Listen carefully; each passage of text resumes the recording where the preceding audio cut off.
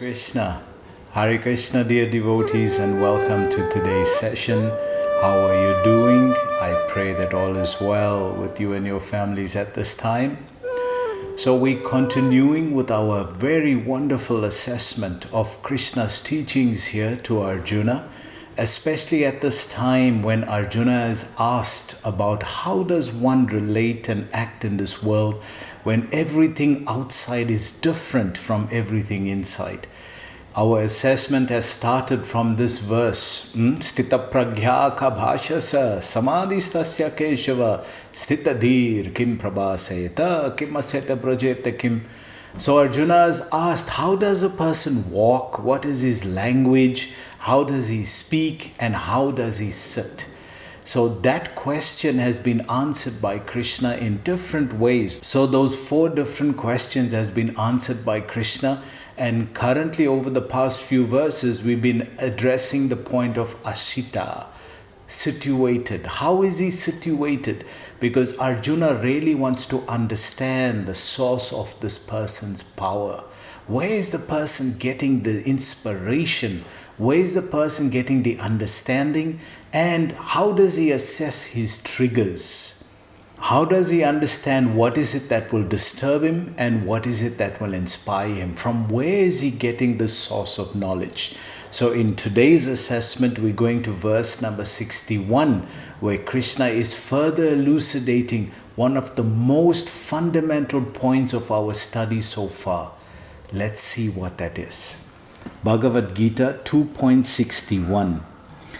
Tani sarvani samyamya yukta sita matparaha vashe yasyindriyani tasya prajna pratishtita.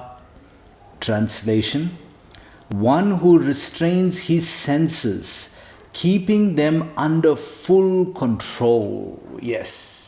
So Krishna being the topmost instructor of yoga, so Krishna being Yogeshwar, Yatra Yogeshwara Krishna. At the last verse of the Bhagavad Gita, Krishna is proclaimed as Yatra Yogeshwara Krishna. That means he is the topmost of all yogis. The highest perfection of yoga is attained by and exhibited by Krishna. And he is speaking from that level to Arjuna so that he can understand also the yoga system and perfect his life under that teaching, under that understanding. So the fundamentals of the understanding of yoga is based on sense control, on mind control and sense control. If the mind is not controlled, the senses are not controlled. And that's done by one's own determination, by one's own inner strength. Now Krishna is revealing something to Arjuna, that Arjun, if you're going to approach yoga in that way, then there's going to come a time when the senses are going to become so strong and impetuous that they're going to pull you down. Even one of these senses are so strong. And he's been comparing it with the story of Amrish Maharaj and Durvasa Muni. Durvasa Muni being the yogi and Amrish Maharaj being the devotee. So Krishna in that situation had explained that due to the devotee connecting to the spiritual platform, that is where the devotee is getting their strength from. But Krishna reveals something very deep in today's verse. And this is the foundation of the process of Krishna consciousness. All this while I've been talking about connecting through the transcendental platform, connecting to the spiritual platform, connecting to the spiritual energy. All of that is reposed in one entity, and that is Vasudeva Krishna. And in today's verse, Krishna himself declares this point as he's describing to Arjuna here, Yukta Ashita Matparaha. Yukta is derived from yoga. Yoga, yukta, these are all derivatives of the word yoga. So yukta ashita matparaha. That in this understanding, Krishna is saying matparaha. Connect to me. He's finally revealed that the spiritual dimension, the transcendental platform, is only existing because it is being energized by me. That he is the source, the energetic source of all that spiritual energy. Therefore, he's telling Arjuna, connect to me directly. As a person, as an entity, as a person, mat paraha, this is direct. Mat paraha in Sanskrit cannot be interpreted any other way. Means directly me, a person. It means directly the person, not the location or the situation or the energy. Mat paraha. When you use the word mat paraha in Sanskrit, directly it means the person speaking, the person connecting to that person. So previously when we studied the process of connecting to the spiritual platform, Prabhupada gave us a definition of it called Krishna consciousness, that it was the process. The process of connecting to the spiritual platform is called Krishna consciousness. Now Krishna is saying, Yukta Ashita Mat Paraha, that directly connect to me, the person. This is a very, very deep and important point. That first time now in the Bhagavad Gita, Krishna has proclaimed his divinity. That he is the supreme repository of all the yoga practices, of all the yoga establishments. Yukta Ashita Matparaha, that I am the one. That if you are going to be able to control the senses, you're going to have to connect to me. And if you do it by determination, you'll get somewhere. You'll get somewhere along the line. But to get all the way, you need to connect the mind to me. Yukta Ashita Matparaha. Let's see this a little further. So Krishna is explaining, unless you control these senses by connecting it to me as a person, unless you're thinking of remembering me, your mind is not going to be controlled. This is a very fundamental point of yoga practice, that unless you get to this understanding, you'll be practicing yoga, but there'll come a point in your practice where the senses will be so strong that they'll pull you down. Why? Because they only can be controlled by spiritual energy, and today we've learned that that spiritual energy is coming from a person, and that person is Krishna. Let's read further. He describes here, and fixes his consciousness upon me is known as a man of steady intelligence. So clearly Krishna is saying, Yukta Ashita Matparaha, fixing his consciousness upon me.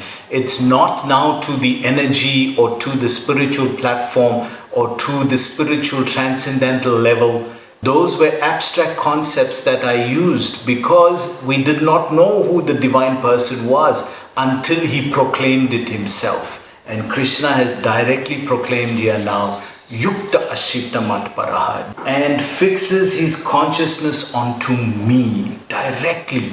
It's not a process or a system anymore. It's a person now. It's a very different understanding. And directly we're hearing from Krishna that if you're going to perfect your yoga practice, you have to connect to me.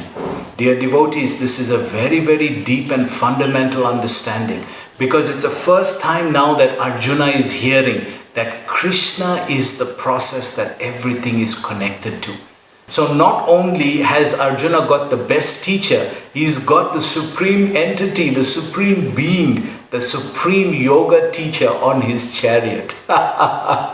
So having the fortune of being guided by such a person is amazing. And Arjuna is hearing this from Krishna, that Arjuna, the process of all this yoga is finally to connect to me. And we see that later on in the 6th chapter where Krishna says, Yogi mam api sarvesham matkatin nattaratmanam shadavana bhajateyo mam sama yukto tamamataha. Again that word yukta comes there. Again in today's verse yukta.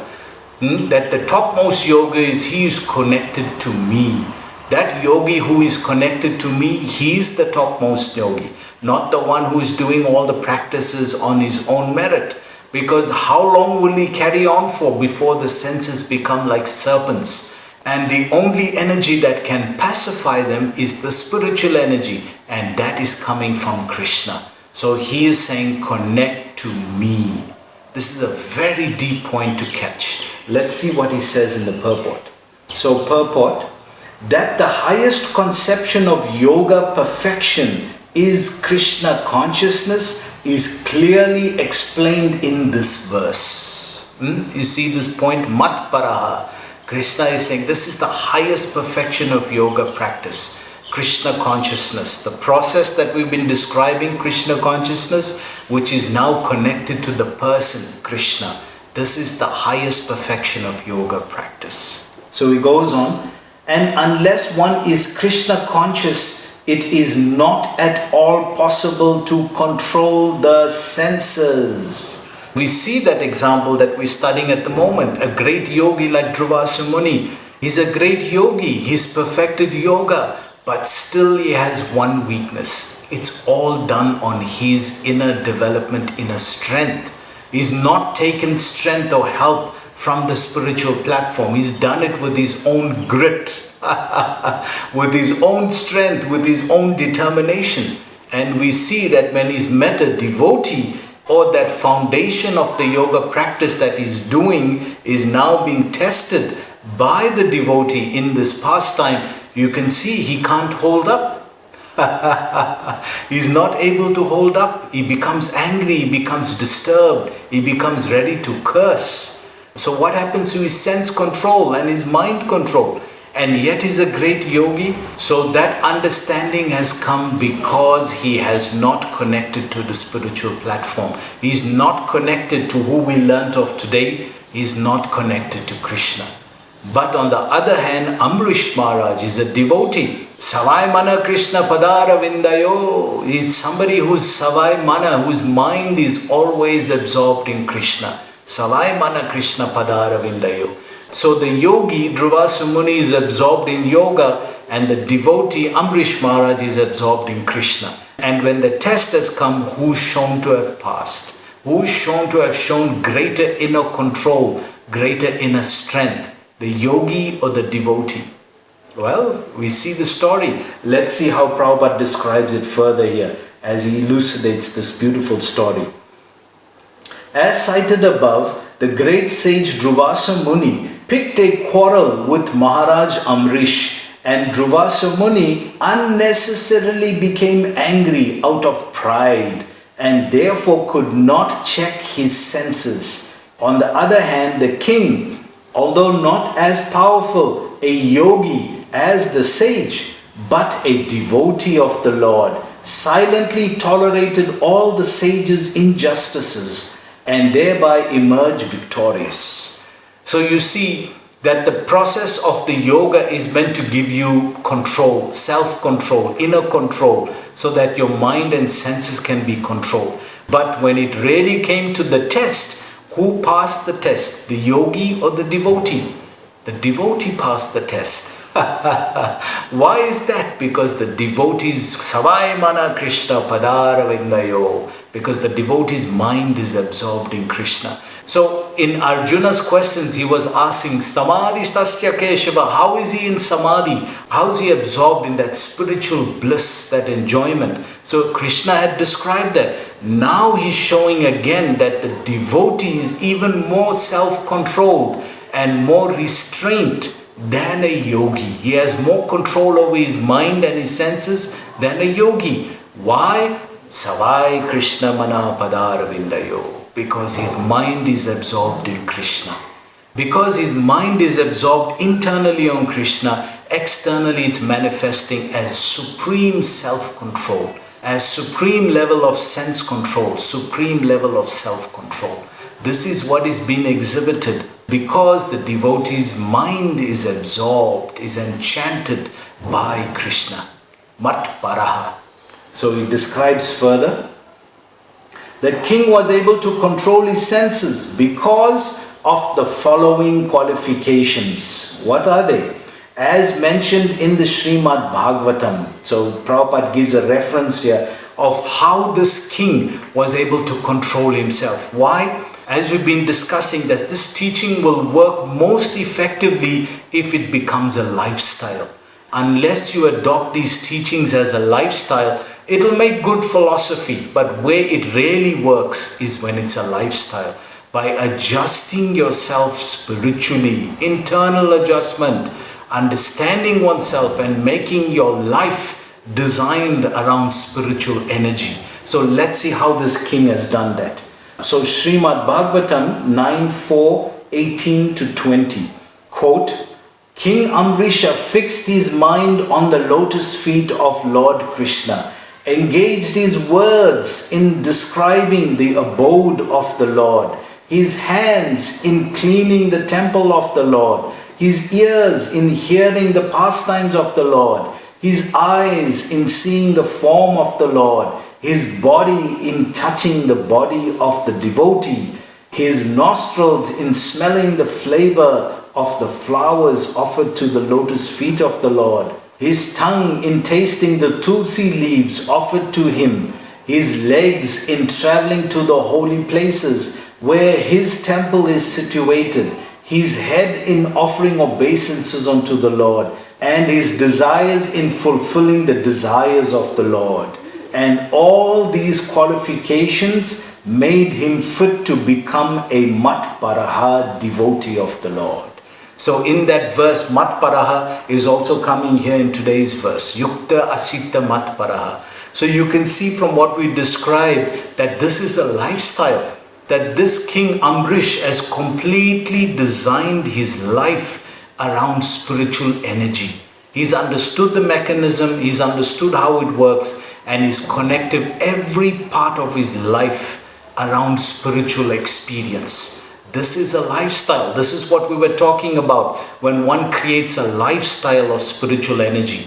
When one is absorbed in that spiritual energy, from the mind to the body to the soul, is completely absorbed in spiritual energy. What is there material left? What is left material on the person? Nothing. The person is completely absorbed from the mental level, is engaged from the physical level, and is experiencing from the soul level. There is nothing material about that person anymore. This is the power of Krishna consciousness. This is the power of Matparaha. So he concludes here, the word Matparaha is most significant in this connection.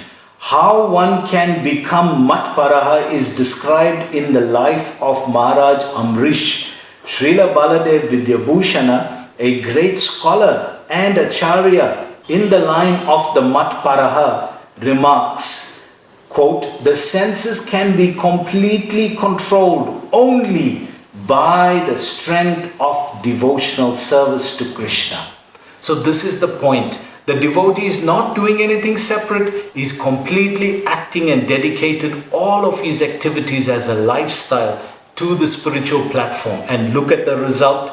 Look at what he's experiencing, that he even conquered a yogi, not by pride, but by tolerance. So who is more tolerant, a yogi or a devotee? So it's very obvious who is experiencing a deeper connection, because the deeper you are, the more tolerant you can be.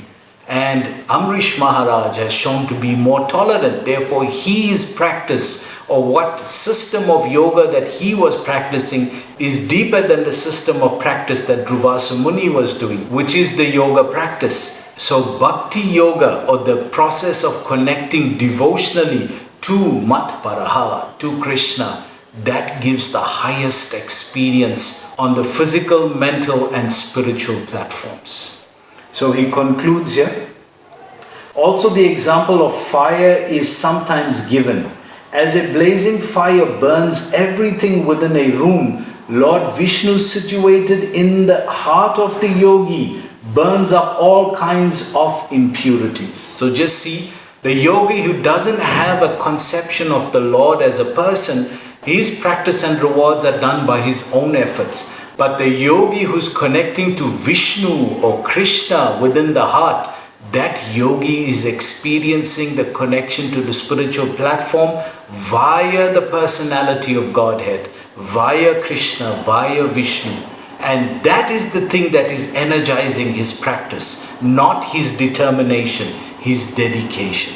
So he concludes here, the Yoga Sutra also prescribes meditation on Vishnu and not meditation on the void. The so-called yogis who meditate on something other than the Vishnu form simply waste their time in a vain search after some phantasmagoria. So he's describing here that if you doing your yoga practice and you're not focusing on the Shreya, the goal, which is to connect with Vishnu, That is the perfection of all yoga practice. That is what the yogi is trying to see in the heart. That is what the yogi is trying to experience. If that is not your goal, then you're practicing for some body suppleness or some effects of the yoga connection, but you're not doing yoga. Real yoga means the Shreya. The goal is to connect with Vishnu. Why do you think there's 8 processes? If you're only going to stop at 3 because the exercises are good, the yogis only did the exercise because they would sit so long. So to keep the body supple, they did the exercises. So if you get attached to only the exercises, it's not wrong, but only the exercises without the Shreya, without the goal, then you're going to fall short. So he concludes here. We have to be Krishna conscious, devoted to the personality of Godhead. This is the aim of the real yoga. So this is what he's explaining. That after today's verse, we've come to know who is the object, the repository of the transcendental spiritual platform. Mat Paraha, that is Krishna. Krishna has described that I am the object of all of this. And the system to connect to me is through the yoga process of devotion, bhakti yoga. So when one approaches the yoga system through devotion, that is the process Krishna is describing of how to connect to him. And the effect of this in return will give one inner stability, inner tolerance, inner understanding and experience so deep that externally one will exhibit such deep levels of inner connection. Why? Savai Mana Krishna Padaravindayo. Because the mind is enchanted, the mind is connected to Krishna.